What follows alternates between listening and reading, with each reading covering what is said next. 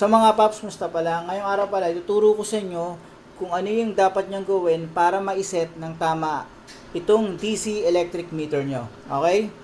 So simulan na natin to mga paps. So mga paps, gagawin ko to kasi may nagtanong sa atin kung paano daw to iset. May pagkakataon na may nagreklamo kasi sabi nila hindi raw accurate to. Hindi raw accurate yung voltage na nababasa dito. Although mga paps, hindi naman masasabing 100% accurate, pero mas malapit ito kumpara sa electric meter. Okay? So, pakita ko lang sa inyo ito mga paps. So mga paps, ito yung ginawa ko muna palang setup dyan.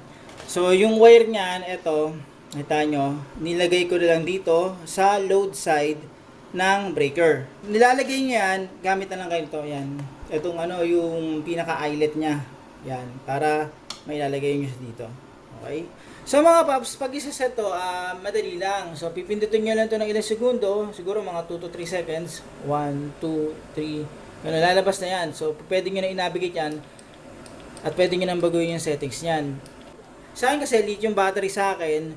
So dapat yan, F. Yan, dapat dito ang settings nyan. Okay? Pero kasi mga paps, yung F kasi, standard yan. Parang hindi ako parang duda ako sa default settings na yan. So ang ginawa ko rito, nag-custom settings ako mga paps. Kumbaga ako mismo nag-set ng low voltage at saka ng full charge nito. Yan. Okay? So gaganyan yan. Imbis na F ang piliin nyo na lang yung C. Kasi yung si mga paps, custom voltage yan. Kayo mismo magsaset ng low voltage at saka high voltage. Okay? O ng full charge. Ang pinili ko na lang na full charge ko ay yung float charge ko. Okay? So yung float charge ko sa inverter ko ay 26.8. Tapos naman, yung pinili kong low voltage, pero yung low voltage ko hindi talaga literal na zero. Ang ginawa ko 24.5. Ang ibig sabihin ng 24.5, yun yung time na lilipat yung inverter ko sa grid. So ganun yung ginawa ko setup. Okay? So paano pa ito baguhin? Pagpili nyo sa letter C, yan sa custom voltage, nakapili na kayo dyan, pipindutin nyo na ito ng mga 2 seconds, 1, 2, 3 or 3 seconds, makikita nyo magbiblink na yan. So kapag nag-blink yan, pwede nyo nang baguhin yan. Pag nag-blink yan, tatap nyo to, pipindutin nyo. Nakita nyo nagbabago, di ba? Yan. So, ganyan lang siya. Ngayon, kapag ililipat nyo sa susunod na digit, pipindutin nyo lang yan. Press and hold nyo lang ng ilang segundo. 1, 2, 3. So, yan. Lumipat na siya dyan. So, mababago nyo na ngayong sumunod. Ganun lang siya mga paps. Yan. 26.8. Tapos, lilipat ako sa kabila. Dito, yan 28.8. 26.8. Ngayon pag ito yung yung settings ko sa sa full charge ito. Yan. So yan. Ngayon, ang pwede niyo i-set naman sunod yung pinaka lobat nito ay 0%. So ito siya. Tatandaan niyo mga paps, ito ay full charge, ito ang lobat, yung yung diskargado na zero charge. Pagbabaguhin niyo naman yung pinaka zero charge niyan.